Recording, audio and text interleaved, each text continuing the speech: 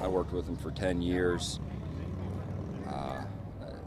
I think guys are just on autopilot, just doing what they know has to be done, and also trying to be here for the family.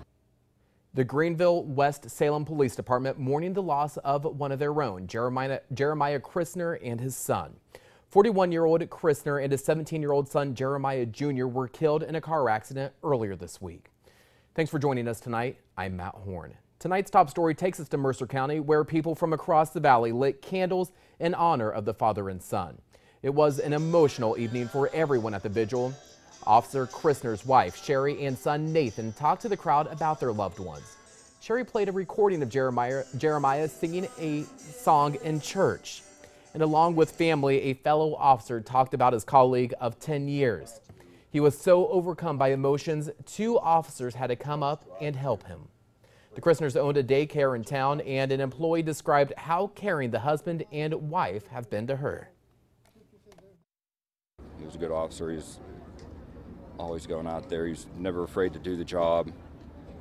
Would ask questions from day one if he didn't know. Wasn't afraid to try something, to make a mistake and own up to it. I mean, just all around good. Cared about his family.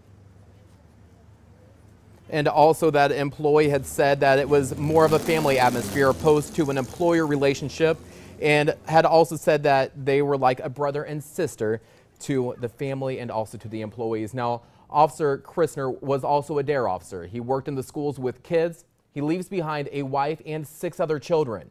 This Wednesday, a procession will go through Greenville at 10 in the morning, remembering the father and son. And here's a timeline of what happened in the accident.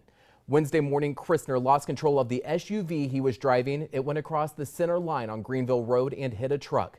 2 people in the other truck were taken to the hospital for their injuries. All 4 people were wearing their seatbelts at the time of the accident.